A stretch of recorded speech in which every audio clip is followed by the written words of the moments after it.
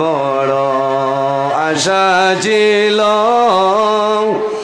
যাইতাম সোনার মদিনায় দয়ালে তোমায় ডাকতে আসি একবার পৌঁছাও মদিনায় আল্লাহুম্মা সাল্লি আলা সাইয়্যিদিনা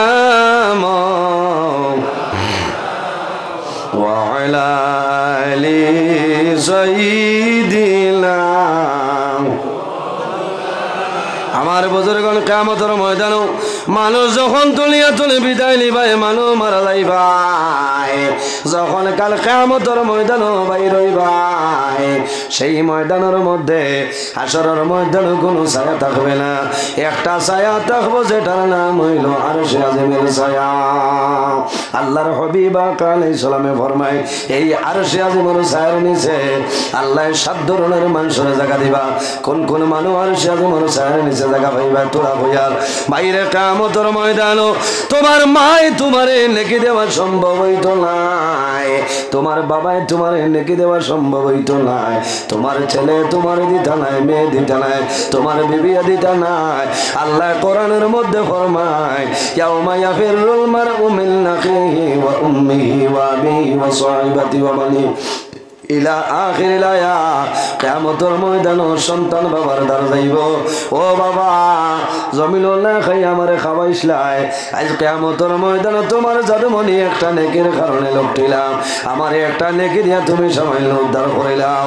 ও সময় বাবাই কইবা ও জাদুমণি তুমি খে পরিচয় পাইয়ার না এই জমিনও আমার কোনো ছেলে সন্তান ছিল না, খে তুমি তোমার সিন ভাইয়ার না মনে মনে কইবা ইয়া আল্লাহ হাসরের মাঠে যদি বাবায় ছেলে মানুষ না তার এখন কমলা হইতাম না না তোমার হরুতা তোমার দাঁড়াইবা আইয়া কইবা কইবা না রে বাবা সিনু ভাইয়ার না হর নাফসি নাফসি আমি আমার ডরাইয়ার আল্লাহ আমার লোক কোন ব্যবহার করব।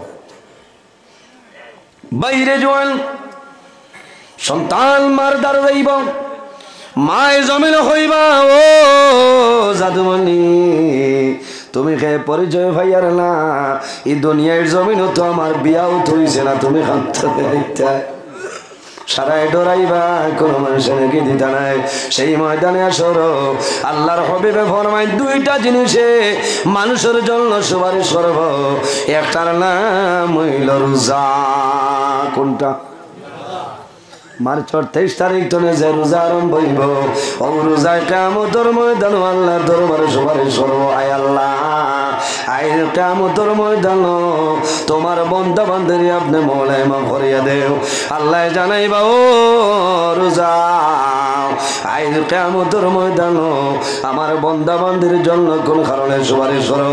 আল্লাহর হুকুম আইবার রোজার জবান খুলিব, রোজায় জানাইব ইয়াকুলু সিয়াম আই রব্বি ইন্নী মানাতু তাম।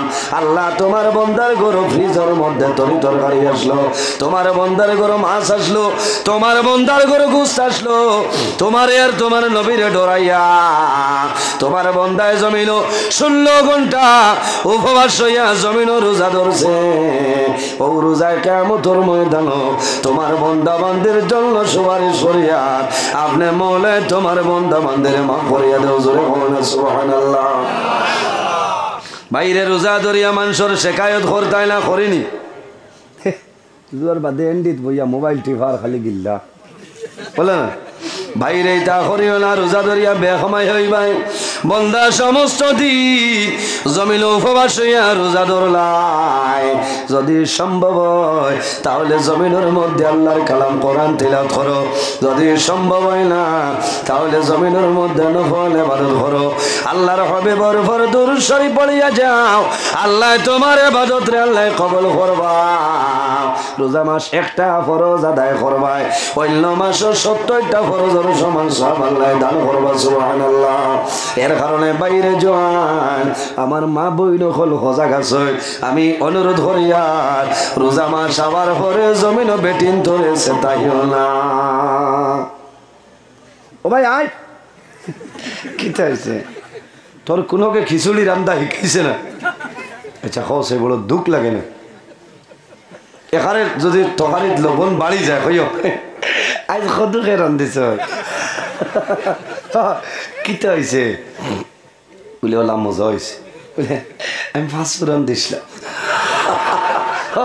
আর তোরা ভাড়া উঠিলাম গলসায় বাদে কইতাই বলে লবণের দাম বাড়াইলি তাই ওইলা গেট করি ফিরিও না এর কারণে মা বইন জমিন তোমার স্বামীর খেদমত করো স্বামীর সেবা জমিন করিয়া যাও তুমি মারা যাইবাই যদি তোমার স্বামী জমিনও রাজি হয়ে যায় তুমি মারা যাইবাই আল্লাহর জন্য পাইবাই কোনো অসুবিধা নাই সুবহানাল্লাহ আমার বুজুর্গ আমি খোয়াত আসলাম আল্লাহর মন্দির করো চলে সন্তান জমিনও জন্ম নিল কয়েকদিন পরে মায় মাদ্রাসার মধ্যে রহমতিয়া মাদ্রাসার মতন একটা মাদ্রাসার মধ্যে লইয়া আইছে আয়া কইলা ও সুপারিনটেন্ডেন্ট সাহেব আমার ছেলের বাবা জমিনও নাই আমার ছেলের বাবা দুনিয়া তুমি বিদায় নিছে জমিনে একটা ওসিয়ত করিয়া গেছলাম যদি জমিন ছেলে সন্তান জন্ম হয় মাদ্রাসাতে পড়াইতাম আমার জাদু সামাইল বড় হইছে